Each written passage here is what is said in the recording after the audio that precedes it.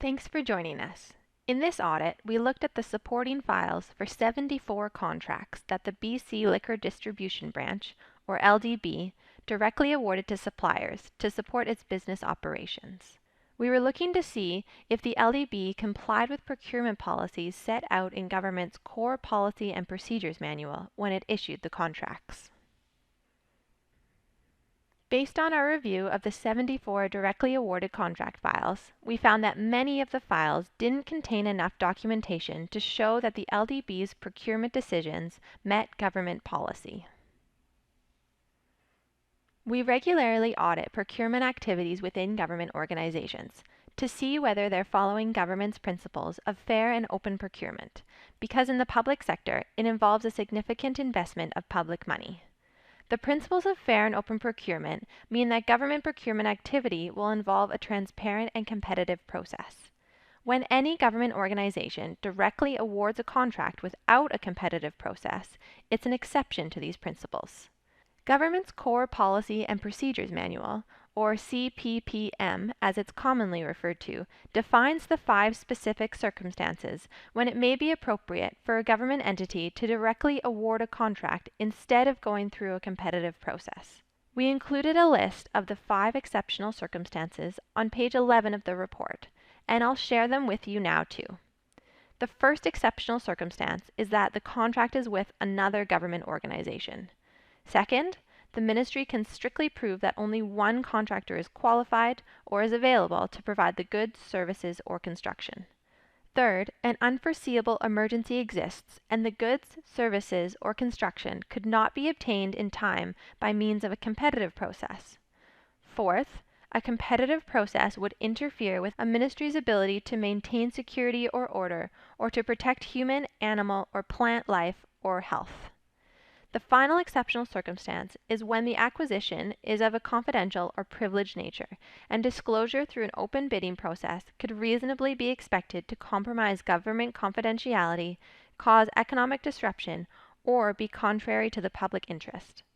The contract file must document how one of the 5 exceptional conditions applies.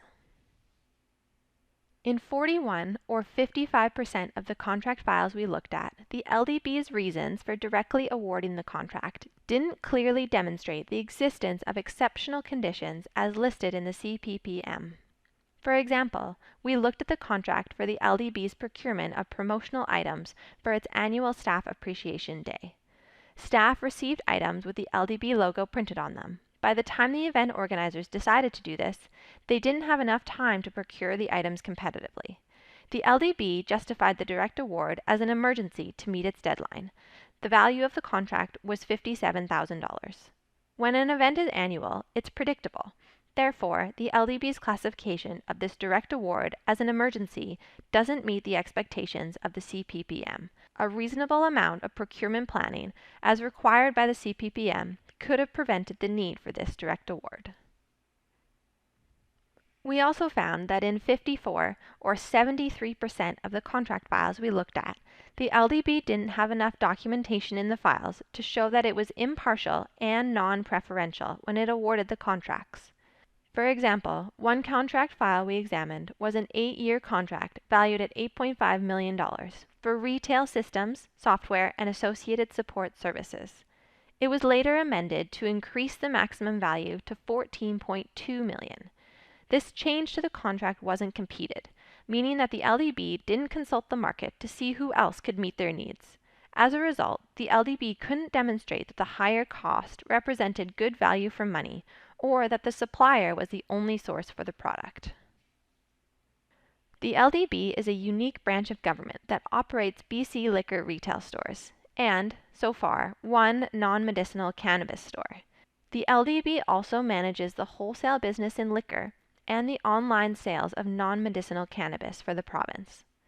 In addition to buying, handling, and reselling these products, the LDB procures goods, services, and construction to support its business operations. These could be things such as building and outfitting stores and warehouses, or obtaining expert advice. Since 2016, the LDB has spent approximately $100 million a year on contracts to support its business operations. This doesn't include direct spending on liquor and non-medicinal cannabis products for wholesale and retail.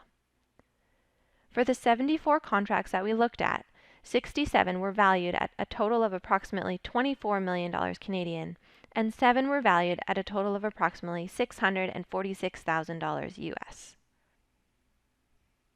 In conclusion, we made 5 recommendations in this report, including training for LDB staff involved in procurement and contract management. Responsibility for procurement has been moved several times within the LDB over the last few years. With organizational changes, there's a risk that staff may not adequately understand the policy requirements for procurement, how those requirements support the principles of fair and open procurement, and the Chief Financial Officer's responsibility for oversight of procurement systems. We also provided recommendations for improving documentation in contract files to support the LDB's procurement decisions. That's our report summary for today. Thank you for joining us. We'd like to encourage you to read the full report.